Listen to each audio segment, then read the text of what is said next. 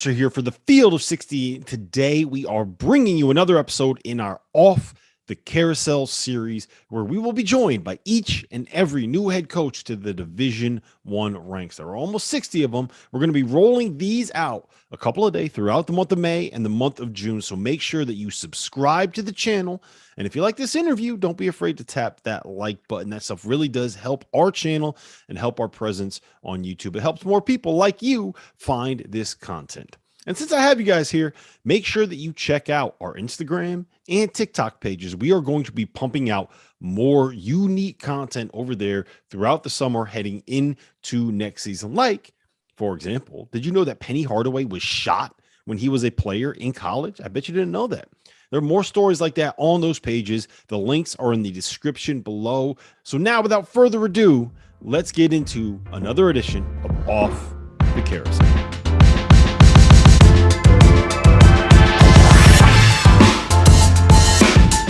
All right, Jeff Goodman here with a Field of 68. In today's episode of Off the Carousel, I'm joined by new Louisville head coach Kenny Payne. Kenny, congrats. How are you? Thank you, brother. How you been? I'm good. This is your first media obligation, and I get the honor. Time. You get the honor, my friend. You get the honor. Very cool. Very cool. Well, first of all, congrats, and it must be good to be back. I think a lot of people forget, you were Louisville basketball. You were a freshman on that national title team back in the mid 80s. You may not have been the highest touted freshman on that team.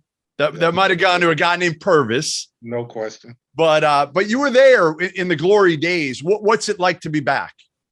It's been unbelievable, Jeff, to be honest with you, to see the fan support. Bigger than that, to see the community support, to see the state support of how they've embraced me, wanted me, and how they received me has been unbelievable. It's really gratifying, really gratifying. It's got to be strange because, again, you're a Louisville guy. You coached under Cal at Kentucky for 10 years. You were the enemy for 10 years. And now you're kind of back home and alma mater where you kind of grew up and played. Is it a little bit strange?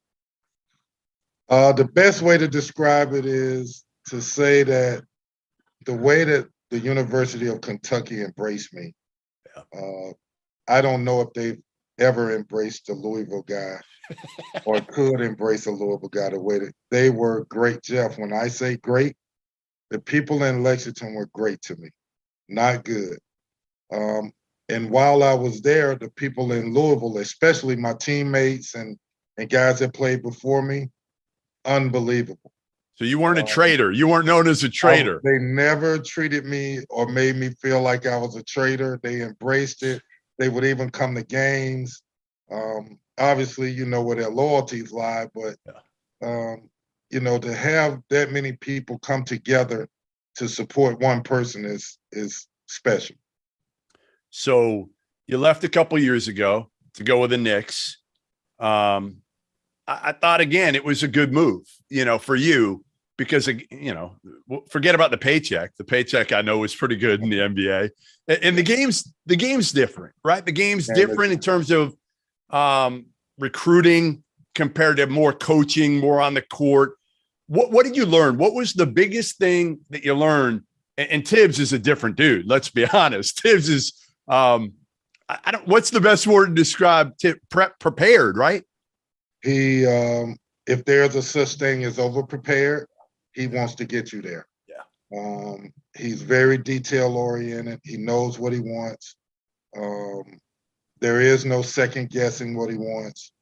A hell of a basketball mind, hell of a coach. Spends hours on hours on hours on end studying, watching film. He's got no life, Kenny. Kenny, no life besides basketball, right? Well, he drinks a little bit, but he has a little bit of a life. And he was great to me. I learned so much, Jeff, just about how to prepare for teams, how to approach games, how do you want to play. The defensive stuff, unbelievable what he does. A great basketball mind. Yeah, no doubt. I mean, Tibbs is elite level at what he does. Will you coach differently?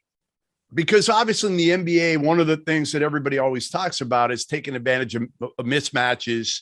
It's more isolation, certainly, than in college. There's a different talent level too. We know that. But will you go back now, kind of different in terms of how you're going to approach being a head coach than you would have 2 years ago if you'd gotten a job? Well, one thing I learned being in the NBA is temperament. Really big in the NBA. And I got to study and watch guys like Spo and Pop and Tibbs and J Kidd and Chauncey, all those coaches, man, Steve Nash, just watch how they interacted with their teams, watch how they delivered their message. And it was good for me to see because it's different, a little bit different than college. Yeah. College is more rah-rah, Yep. where in the NBA, I think they study how do players receive information better. So I have to find that delicate balance. Yeah. Yeah. I'm sure there'll be times where I lose it, but there'll be times where I want to be a loving coach, man. I want guys to enjoy being around me. I want guys to have fun playing the game and play with freedom, and have fun with it. You know, that's one of the things. Listen, you and I have never been like super close. Let's be honest. Part of it Always stems. respected you. Always Likewise. respected you. No. And again, listen, we've always been cordial. We've always talked. Yeah. I think we'll probably be closer now than ever. One of the things that I always say about you to anybody, I've never heard a bad word about you, which is hard in this business. You got to ask my wife. My wife and my daughter tell me all the time, but go clean the room. Is that the deal? You don't take out the garbage? Listen, at least the paycheck's good now, right? The paycheck has been good. But your temperament, I think, is one of the things in your relationships to players. Because I have talked to a lot of players you've coached over the years, a lot of those Kentucky guys, and they'll all say the same thing. Kenny Payne, you can trust him. Like, he's a guy that I trust and I'm going to go through a wall for. How important has that been for you over the course of your career? Again, to have those relationships, but now you're in a different seat. You're in a different role where, again, as an assistant, you can be more of the good guy, can't you? Yeah, no question. That's a great question. Jeff, here's what I'll tell you. When I went to the NBA, I called 40 NBA guys, 40. Wow. Tell me how to be a great NBA coach. Not good. Tell me what I need to know. All 40 said similar things. But the one constant thing is never compromise how you've done it to this point. Yep. The second that you compromise, KP, you're going to lose all credibility. Yep. The second that you do. So even now being a head coach, I look at it the same. I can't compromise what my DNA is. My DNA is to be honest. My DNA is to be loving. My DNA is to not just be a figurehead, but be involved. My DNA is a parent is going to trust me with the most precious possession they have. The worst thing I can do is turn my back on that, even if it means we have arguments at times. Yeah. I'm going to love their son just like they love their son. And I have a saying that if you have a kid for 18 years, you're going to know him better than anyone else. I need you to help me coach him. Yep. And I believe in that. So some of this, I'm going to stick to who I am. I can't change and be something that I'm not. Now, with that, I've been around some great coaches. I mean, Cal's a Hall of Fame coach that's one of the best to ever do it. There's very few that can ever even come close to what he's done in this game. Even playing for Denny Crum, Hall of Fame coach, being around Tibbs, who I consider a Hall of Fame coach. Ernie Kent, I learned so much from him. We're very organized, way ahead of his time. I mean, I've been around some great, great coaches. So when you left 2 years ago, college hoops was vastly different than it is today, Kenny. Like, Yes. I've never seen it change as quickly as it has, probably in the last few months, even almost since you took the job.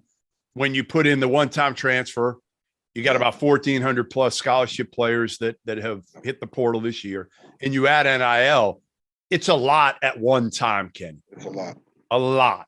It's a lot. What's your take on this so far, and how do you try to navigate it all? Well, the first thing is, before this happened, what are your core values? What do you really believe in? For me, I know what the masses are doing. I know how bad we all want the best players. And I know what NIL has made this. Kids want to be taken care of.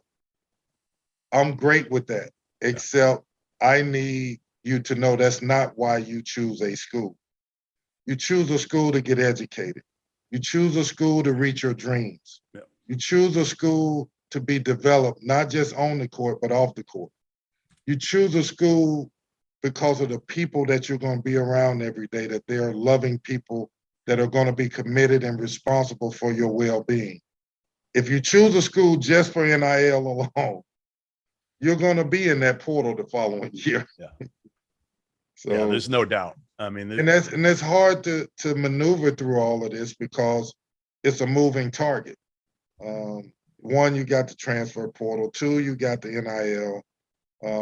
It's just so many dynamics that, and the best way that I can do it is just be honest with kids and tell them what I want, what I'm offering, and let them know that we care. I agree with you, though. The one thing that not completely lost, but education, we're forgetting about that part of it, right? Like, we were so big on APR a couple of years ago, and now it's like, what's APR? APR is going to go out the window right now because guys are transferring. Are they going to get waivers again, to be able to transfer 2-3 times in their undergrad career?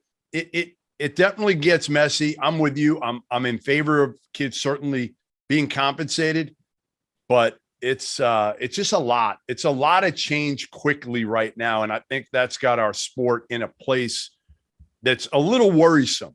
Yeah, it's fair to say, isn't it? No question, it's worrisome, and we as the adults, we have to educate these kids. We have to educate their parents. We can't have them thinking that there's an easy track to success. Yeah. It's not. You're fighting for your life in this world, and you got to carve out your space. And for us sitting here with the responsibility of educating you, not just in the classroom, but in life, we have to tell you the truth. And the truth is, it's hard out there in the real world. It's really hard. So this team you inherited wasn't great last year. The positives are you can get really good in the portal quickly. The negatives are you can still get not so good in the portal quickly if you make some mistakes, right? You got to be careful when you hit the portal. No question. What are realistic expectations for this team? I guess, what are you telling fans right now about this program, this team right now, that still you're waiting on the NCAA decision? It feels like it's been 15 years since this thing started. How much has that affected your recruiting or not at all right now? Not at all. I'm trying to build culture. I'm trying to establish culture, and not that I can't speak on the culture before me. I'm speaking on the culture that I want to bring to the table. And what I want to bring is an environment of success. I want to bring a championship culture. I want to bring people that are, and I said it the other day at a press conference, I believe I have the best staff in the country. And simply I love Nolan. Hey, you're not going to get any argument from me on Nolan. I've been telling people to hire Nolan for 5-6 years. He's a superstar, but so is Danny Manning. Yep. So is Josh Jameson. Yep. I've surrounded the first vital part of building a championship culture is surrounding those people, these young people, with great human beings, with great basketball knowledge and examples of what you want to achieve. So I've done the first part. The second part, Jeff, to be honest, is high-end talent.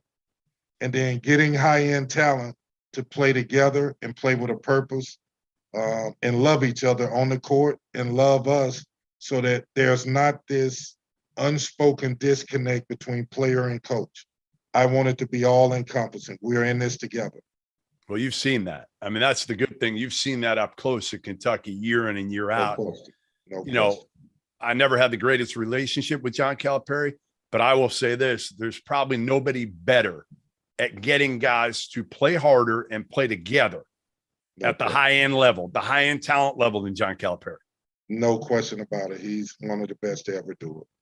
The best to ever do it. So, all right, here's my kind of funny, interesting thing that I was thinking is you're obviously a Nike guy, right? You're a Nike. Let's face it. I mean, Oregon, Kentucky, two of the biggest Nike schools. Now you don't have Nike. Has that taken a little while to get used to? And you know, how do you deal with that now? Great question. You know, when people associate me with Nike, I think they assume that it's transactional. It's never been transactional. It was always a real relationship. From Phil Knight, I call him Uncle Phil. Yeah. I love the man, and the man has a love for me. To Lynn Merritt, who is my uncle and mentor, who I would drive to his house and pick figs and plums off his trees and play in his garden. And my wife and kids did the same. To Nico Harrison, who's now with the Dallas Mavericks as vice president, the same deal. We're family. Carlton DeBose, I'm the godfather of his kids. Roy Miller is my brother. So my relationship with Nike on the outside looks like it's this business transaction. Yeah. But truly it's never been that. It's more been they are involved in my life other than a shoe. All right. So I got to, before we wrap this, I know you played 4 years with the Sixers. In the heyday of Charles Barkley's career, I was actually a Sixers fan, believe it or not, growing up in Boston. My favorite player was Andrew Toney growing up. Boston Strangler, maybe the best damn scorer that nobody knows about. Because, am I wrong? Like you're right. The way he could get to the basket and score. Yes, he could. Oh, yes, he was insane. Give me your best Chuck story. Give me your favorite Chuck story, because everybody's got one. That dude is the best human being in the world. And give me something good. All right. So I was recruited out of Mississippi. My last 3 or 4 schools were Louisville, Kentucky, Auburn, Mississippi State. And Sonny Smith was the coach at Auburn at the time, and T. Vester Anderson. And so I knew Charles from those days. And when I got drafted by the Sixers, he picked up the phone and called me, asked for my parents' phone number, called them. And when I arrived in Philadelphia, Jeff, you will not believe this, but Charles Barkley bought me 20 suits. No. And about 15 pair of alligator shoes.